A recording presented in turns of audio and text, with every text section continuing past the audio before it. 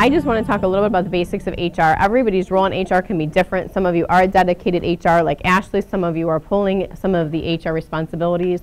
But what you really typically are going to have mostly are the top three things: operational, tactical, administrative responsibilities. How do I hire them? What paperwork do I need? You know, do I have the question that we talked about, good job descriptions for my people? Do we know what we need? Do they know what's expected of them? That's tactical in nature, but then it works to a strategic level. If everybody knows what they are expected to do and the business goals, they can be more effective in their job. We can be more effective as a company. So it's kind of the whole role of HR, whether you have someone dedicated, a team, or just one individual.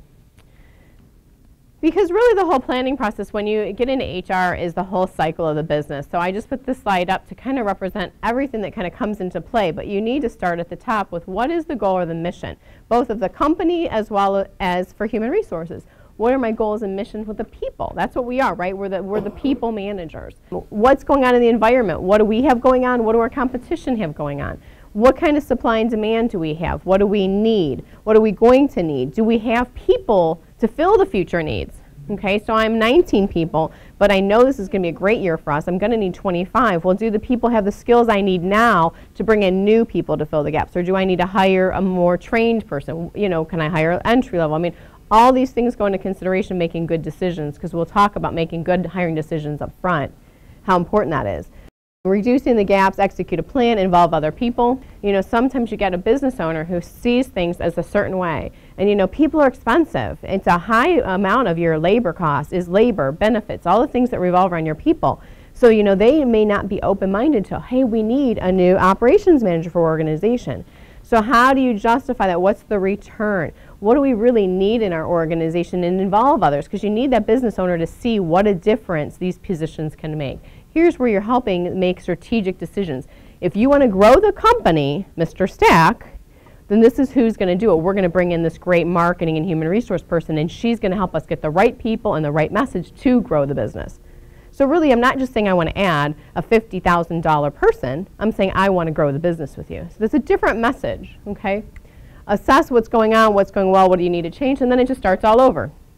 Right, end of the year, you look back and say, did I make good decisions? What do I want to do different? What are the goals for next year? So that's kind of the HR planning process. There's a lot of resources for it. You know, our site will have some, but I put some others. On the site, there's all the different resources that you could possibly need. I have a question, where can I go?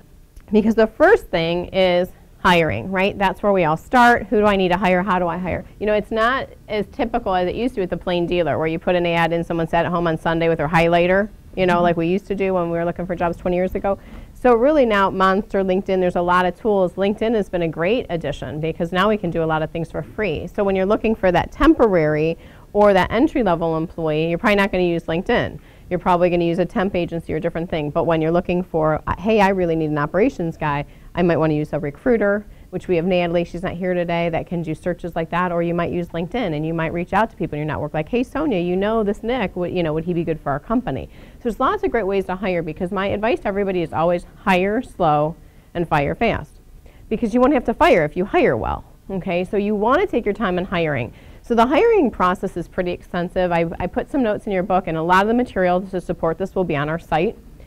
But you need to make sure you have all the documents you need. You know, the first thing to do is just to be prepared ahead of time. So do I have, you know, all the forms that I need, okay? Which, again, a lot of them I'll show you later where they are on the site. But then, you know, things like an offer letter, direct deposit form, health insurance, a handbook, non-disclosure, non-compete agreements, things like that.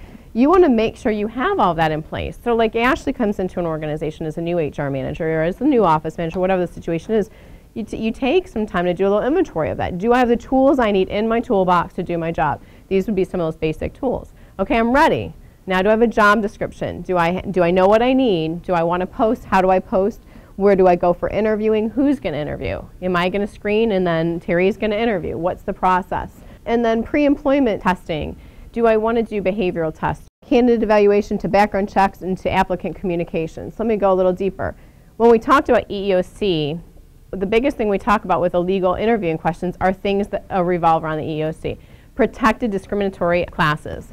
So what you're not going to ask is something like, oh, I see a ring on your finger. So Keith, you married? How long have you been married?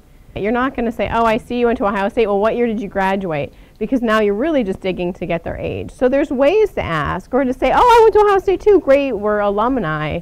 You know, and if they said to you, oh, I graduated in '85, we seem to be about the age, when did you graduate? Well, it's out of your hands. They brought it to the table. But you're not asking discriminatory questions. Because now in your mind, you know that they're your age. So now you're thinking, gosh, I really kind of wanted somebody younger. Well, now your mind is already going down the wrong path, okay? What you need to focus on is having a great job description up front and a great job posting, because you're going to say, can Karen do the job? Does she have the skills to do the job, the experience I need? And if I can interject for a moment. Go ahead. It's more likely that your supervisors, the people that you're just asking to do a walk around with, are opening up these conversations. And they don't go back to HR and say, oh, these are all the things I talked about. So HR never knows if there were impermissible questions or something like this. So it's important that any people that are involved in the hiring process be trained in these issues and know what you can and can't ask. Because honestly, while you're giving somebody that 20 or 30 minute walk around the plant, you got to talk about something. Right. And it usually, where do you live? Oh, Rocky River. Oh, yeah, my kids went to St. Chris there. Where do you send your kids? Or something like that. You know, it's just human nature. But you got to know sometimes you just can't go down that road. So this is important, not just for HR, but for anybody involved in the interviewing process. So, you know, you just want to make sure that you're prepared, because what we have on the site too is screening questions, interview questions. So they're questions that are going to draw out behavior-based questions of how they'll be as an employee. So you're not relying on personal information to make your decisions. Then what you're going to do is, okay, we did some screening, we got these top 4 candidates here for the positions. What do we want to do? Do we want to do some pre-employment testing? You know, is skills-based testing necessary? You know, you're in a manufacturing environment. Are they tactile? Can they build things? Do you want it to be technical? Do you need it to be skills-based, like sales training? Can they sell? Do I want to do an assessment to see if they can close a sale? They might sound great and they're wonderful in an interview, but they can't close a freaking sale. So now I'm stuck with this person, right? I've had them 6 months, I haven't sold anything. So sometimes you can use pre-employment testing to get the heart of the matter. And then I also want to touch quickly on background checks, probably a little further in the process when you're at the higher stage now. But again, what do you need to find out versus what do you want to find out? So I caution you to check with someone in human resources or your attorney if you want to institute across the board financial background checks for everybody you hire. Do you have a reason to know their financial history? Is that applicable to the job? I'll give you an example. I have a credit union client.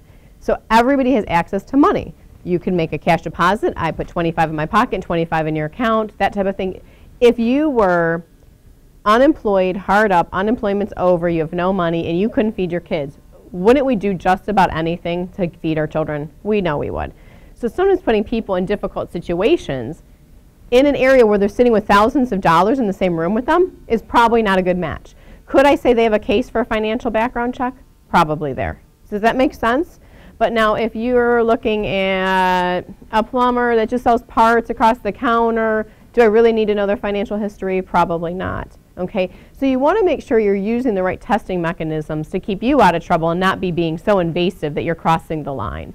Drug testing, highly recommend. Could people fake it? I mean, if you get somebody that you make an offer and then they fail the drug test, you don't want them anyway, because that's just failing the stupid test.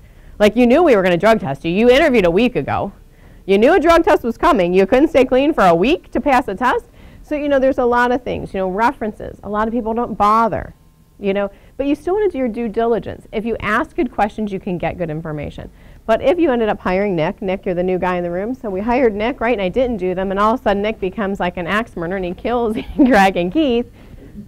But we didn't do the background check, we didn't do the references, then shame on us, and as a company we're going to be probably liable because we put a person that's dangerous in an environment like that without even knowing. We had no idea. You know, how dumb do we look now, right? So you want to make sure, because good steps to pre-hire lead to good hiring decisions, which in turn lead to good employees.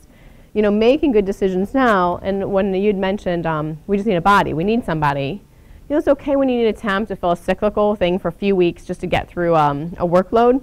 But when you're looking to make long-term hiring decisions, I caution you to take your time, go through these steps, you know, make sure you have everything in place, make sure you're making good decisions, ask a professional opinion if you're not 100% sure. Get one of us on the phone, ask. That's why we're there. Also, if you use any outside source, any third source is governed by what's called the FCRA, the Fair Credit Reporting Act. You have to have a separate authorization and consent form for that background check before it is done. It can't be a one-liner on your job application. So if you are using a third party for any of this, make sure, ask them, do you have an FCRA compliant authorization form for us to use? And if they do not have that, find somebody else. Right. I do not recommend just going blind and Googling background check companies. Right. You know, there's local companies, there's people that we can refer you to if you don't know who to utilize. And we do have, again, this information on our site. So at the end, we'll go through the site where some things are. We do have a background check person that is local that we've gone through, we've done tests, background checks with personally and made sure that he has a great reputation. So, you know, there's resources available versus the yellow pages. We just want to be your first stop, your first call. Let us help you make those decisions so you've got someone. If you've got somebody good, then great.